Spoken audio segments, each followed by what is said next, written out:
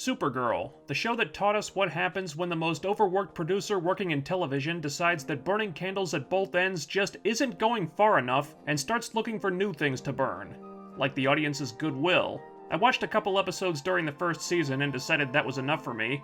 Since then, I haven't followed the show all that closely, but I've heard things.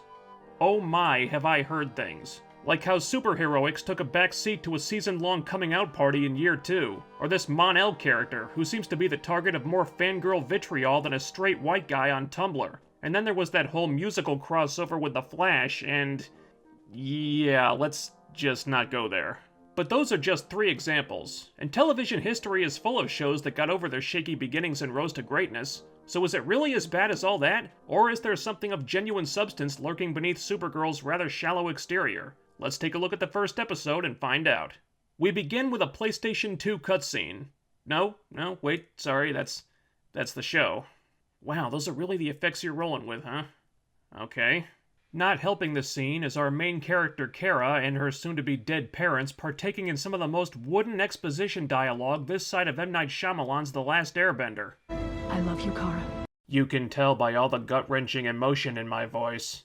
I got acting tips from William Hurt, you know. I love you, wife. So Krypton goes kablooey, the shockwave knocks her pod off course, she makes a pit stop in the Phantom Zone, and then crash lands on Earth 24 years late. With the infant cousin she was supposed to protect now all grown up, he wastes no time in... shipping her off to a foster family. Okay, first question. Why would Superman, aka Kal-El, aka Clark Kent, aka Kara's cousin, not take her to John and Martha Kent? They're Clark's adoptive family, and therefore Kara's adoptive family, and every iteration of John and Martha I know of would have been more than happy to take her in. But no, he just drops her in the foster system and then immediately fucks off, for reasons that may be explained later in the series but are certainly never bothered with in this episode. On top of that, because Clark wants Kara to have a normal human childhood, he gives her to these 2 scientists whose job it is to help her understand how alien she is. Scientists who once helped him understand his own super abilities. Man, 3 minutes in and I am already hopelessly confused. Not a good sign. With the exposition dump finally over, we fast forward about a decade and change, because why would we want to see all that boring stuff like Kara adjusting to life on Earth like Clark gave her to a foster family to do, and Kara is now living in the big city, disguising herself as an awkward nerd, and working for a newspaper/media outlet. Gee, I wonder where she got that idea from. I'm telling you, they're out there, aliens. Wait, there's no such thing as aliens. Wink. She turns down a friend who tries to awkwardly ask her out, because God knows we can't not have romance in the workplace. This will be a CW show starting in Season 2 after all, but they're interrupted by the arrival of the boss. Having Callista Flockhart on your show is usually a good thing, but could they have at least made her Meryl Streep in the Devil Wears Prada impression a little less obvious? It's not that I don't see your frown, it's just that I don't care enough to ask why it's there. Okay, let's see. Platonic effeminate buddy with an unrequited crush? Check. Boss Kara gets no respect from? Check. That must mean it's time for, oh boy, a dreamy love interest. Have you met Miss Grant? Yeah, and what's she gonna do, fire me right after hiring me? Well, she just fired a whole bunch of other people, so I wouldn't rule it out. Mr. Too Coolio for Schoolio here is Jimmy Olsen, played by a tall, buff, hot ladies' man type of actor. I can't help but feel like they missed the point of this character. James Olsen. Yeah, that'll stick. Then Kara asks James what Superman is like in real life. Because she doesn't know? Second question, why or how could Kara possibly not know this? It's not as if she doesn't have the power to visit her only blood relative on the planet whenever she wants to, or Skype chat with him or something, but it seems the writers would have us believe that Clark has had virtually no contact with his cousin since he dumped her in the foster system as a teenager. Wow, Superman is kind of a dick. He is everything you want him to be and more. But forget about examining why the Man of Steel is acting so out of character. Kara needs her foster sister Alex to help her pick out what to wear on a blind date. Kara thinks she isn't living up to her potential, and it's not hard to see why. She could be out superheroing, and clearly wants to be, but doesn't because Superman can handle things himself? Earth didn't need another hero. Yeah, it's not explained very well. But she gets an excuse to leap into action when her sister's plane has engine trouble, so she ditches her jerk-ass blind date and comes to the rescue. So nearly a third of the way through the episode, we finally get a cool sequence. No plot dumping or office romance shenanigans, just Supergirl being a superhero. Not shockingly, it's the best thing in the episode by a mile. Some property damage notwithstanding, Kara does manage to set the plane down without getting anyone killed. Well, not on screen anyway, leaving her feeling awfully pleased with herself. At least until Alex reads her the riot act for it. Maybe I am sure, and I'm just afraid of what it means, and if it means what I think it means. What were you thinking? Kara, how dare you save my life? You're out of the family Christmas card photo. She's upset that Kara exposed herself and is in danger of the rest of the world learning who she is. Well, that's no problem. Her cousin Superman has kept his identity a secret for years, so she can just ask him how he does it. Oh, right, she has no relationship with him. Never mind. Proceed. So, right after Kara saved a plane full of people from a fiery death, the whole city is wasting no time in telling her how awful she is. Guardian angel or human wrecking ball. No one has been able to identify who, or rather what, she is. What, Metropolis gets him, and what does National City get? Some rookie superhero? It's not safe for you to do anything like that. Ever again. She's not a who, she's a what, she's second-rate compared to him. Thankfully, James is there to set them all straight. If she's anything like him, she's a hero. Cat Grant thinks this mystery super is just the story they need to save their declining newspaper and orders everyone to get her an exclusive ASAP. Well, almost everyone. And Kara, go get me a lettuce wrap. Now that Kara has a team of reporters trying to expose her identity, the very first thing she does is expose her identity. She drags her work BFF Win up to the roof and tries to clue him in, but it gets off to a rocky start. Oh my God, you're a lesbian. You didn't want to have sex with me, so this is the only logical explanation. But he cottons on after she throws herself off a roof. Can you believe it? A female hero. Because those didn't exist until now? Wow. Suck it, Wonder Woman. Turns out Alex's plane going down was engineered by this alien dude with a faux hawk built into his skull. He's not happy that Kara messed up his dastardly plan and promises swift retribution. But with lots of collateral damage though, so he and Kara might just hit it off. And what classic origin story would be complete without a montage where our hero tries on lots of cute outfits unironically? Kara butts heads with Win about the cape, I guess she's never seen The Incredibles, but eventually she just decides to copy the Superman suit. Might as well, she's copying everything else about him. She flies off to put out a fire, but gets stopped dead in her tracks by some kryptonite darts and wakes up in a government installation where she's greeted by her sister. And the bearer of bad news, Alex breaks it to Kara that stopping bank robbers and saving planes from crashing qualifies her as an invading alien threat. Yeah, I don't get it either. If they were concerned about aliens, wouldn't they have gone after Superman before this? And it was his arrival that triggered the need for this organization. But we left him alone for 30-some-odd years and then went after you instead.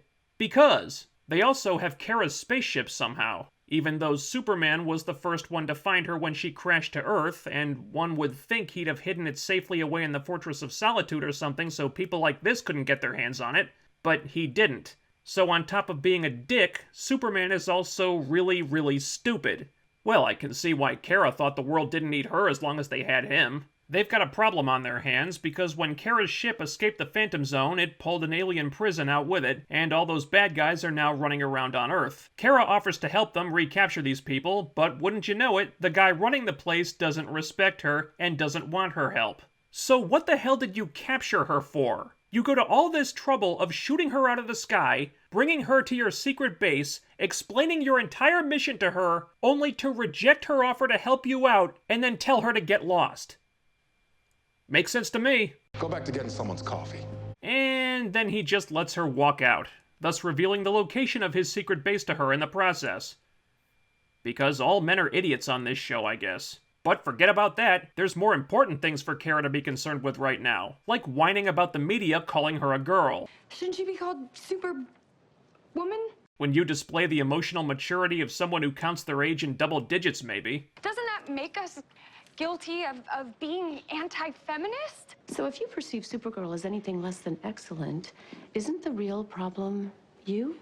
And so the producer's message to the viewing audience becomes crystal clear. It's not our fault if you don't like our show about a female superhero. It's your fault, you anti-feminist bastards. So instead of writing something better, we're just gonna continue feeding you this shit sandwich.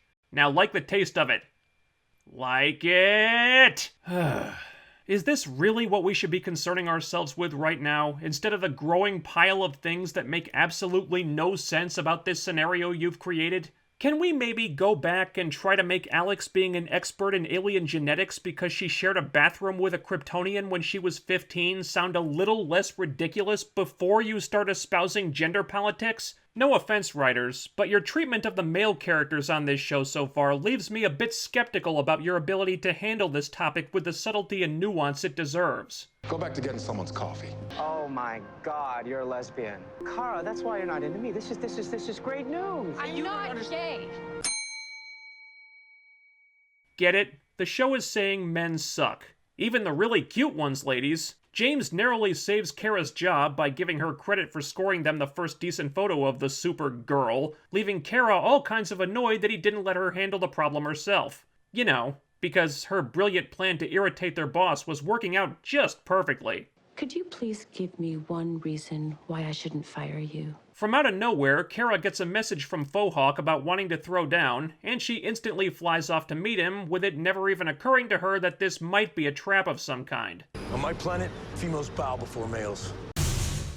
So Fohawk brutalizes Kara while going on and on about how women are weak, but then runs away from a helicopter, because he's strong enough to beat up a Kryptonian, but a whirlybird piloted by a normal human, that's more than he can handle. Kara has a heart-to-heart with Alex, and it turns out her sister was just trying to protect her from all these escaped alien dirtbags who all seem to have a grudge against her mother. How exactly Alex knew that is anyone's guess, but I suppose sharing a bathroom with a Kryptonian makes one privy to all kinds of juicy gossip. Nevertheless, Kara's feeling pretty dejected afterward, and Alex tries to encourage her to take another shot at that guy who just kicked her ass, because her calling Superman for help is off the table for some reason. Your family believes in you. Which is why you apparently haven't seen or heard from your cousin since you were 13. Yeah, I'm not embellishing that either. Alex gives Kara some gizmo from her spaceship that plays a message from her mom that she's somehow never seen before, so she's getting more encouragement from a mother who's been dead for 30 years than her cousin Superman, who is literally just a phone call away but doesn't give a crap because why else would he not be there? With her spirits now lifted, Kara goes to take another shot at Fohawk, but Alex's boss still doesn't like her chances. I can't imagine why. Because she's just a girl? Ms. Danvers, your sister is an untrained civilian with superpowers that, by her own admission, she cannot fully control. In just her first few attempts at superheroing, she managed to cause thousands, if not millions of dollars in property damage alone due to her inexperience, and she is currently fighting a hardened alien criminal with comparable, if not greater physical strength, who has already defeated her once before. She has no weapons to even the odds, no backup plan in case she loses, and she's fighting at night, meaning that she can't even use the Earth's yellow sun to recharge herself if she gets into trouble. So all due respect to the infantile gender politics you're trying to shove so far down my throat that they blast out my anus, but where the fuck is Superman? Well, that's what he should have said anyway. I analyzed the metal in the axe. It's powered by a self-generating atomic charge. You don't science very well, do you, show? So they fight. Kara shrugs off an axe in the gut, which previously cut her when it hit something non-vital but now has no effect at all. Kara blows up the self-generating atomic-powered axe with her heat vision, which I have to assume poisons the surrounding area with radiation. Fohawk kills himself, I guess because he figured death is preferable to being beaten by a girl, and the day is saved. She won. Yeah, this time. And to cap it all off, it turns out James knew Kara's secret the whole time, and even has a present that Superman gave him to give to her. Because him giving it to her himself would be too much work, I guess. Why is Superman such a dick on this show? I don't get it. Why didn't he just tell me? Yeah, doesn't make sense, does it? It's almost as if it's a ridiculous plot hole the writers never bothered to explain or justify. Because he wanted you to choose it for yourself. And that's why he never came to help you when you were getting your ass kicked by that axe-wielding alien. He's really proud of you. But not proud enough to show up and tell you himself, because, you know, So with that nauseating pep talk over with, Kara zooms off for a beauty pass around the city, the end. And also the bad guy pulling the strings behind Fauxhawk is Kara's aunt. Because... plot twist? This was my first time watching the Supergirl pilot since it originally aired. My first watch left me unimpressed, and it does not hold up to repeat viewing. The action scenes are done fairly well, and if the show had just stuck to basic superhero adventure type stuff, they might have something decent here, but that's not what happened. There are an alarming number of storytelling deficiencies weighing this show down. Beginning with a 3-minute exposition dump was bad enough, but once they start with the feminism narrative, it starts to fall apart immediately. Largely because the topic is handled with all the subtlety and complexity of a kindergartner parroting girls rule, boys drool at the top of her lungs. Even the absentee dick they turned Superman into falls victim to this, being only referred to by name at the very beginning and is otherwise reduced to little more than his gender identity. Just because you wear that symbol on your chest doesn't mean you're him. Fighting him would be an honor. The show is obviously intended to be some kind of gift for the female audience, giving them a hero of their own to look up to, but it treats them with kid gloves to the point where the infantilization on display here is kind of embarrassing. Can you believe it? A female hero. Nice for my daughter to have someone like that to look up to. I don't want to minimize the importance of this. A female superhero. And it might not seem so insufferable if only the show didn't seem so disgustingly pleased with itself, so utterly smugly convinced that it was making some kind of a feminist statement and trailblazing a new path for women. How? By having a woman in a lead role? Supergirl was hardly the first TV show to do that. It's not even the first superhero show to do that. And it doesn't even do this well. The whole message of the pilot is about being true to yourself, choosing your own path, but they don't have Kara adhere to this that much. The writers could have easily done it by giving Kara her own unique identity, but instead they just slapped a pair of glasses on her and gave her Clark Kent's identity up to and including half the Daily Planet supporting cast. She acts like Clark, she dresses like Superman, they try to preach this message about being your own person, but the person delivering that message borrowed the biggest facets of her identity from somebody else. For a show that claims to be as progressive as this one, it actually sets women back in a lot of ways. Other shows like Agents of S.H.I.E.L.D. or Jessica Jones or Arrow have female superheroes in them for women and girls to look up to, but those are still good shows with or without those elements, and they don't have to marginalize, trivialize, or vilify men just to prop up the women. They don't need to, because men and women are treated as equals on those shows.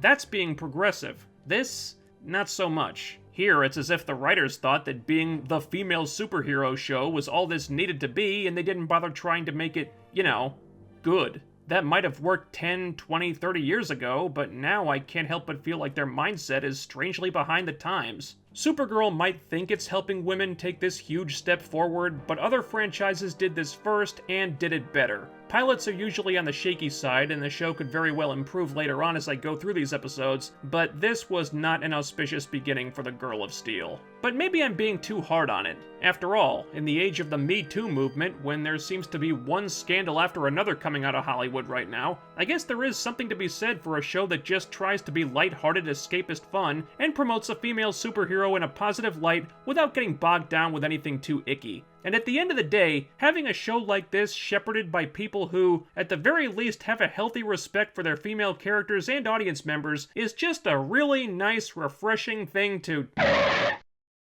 Oh. Awkward.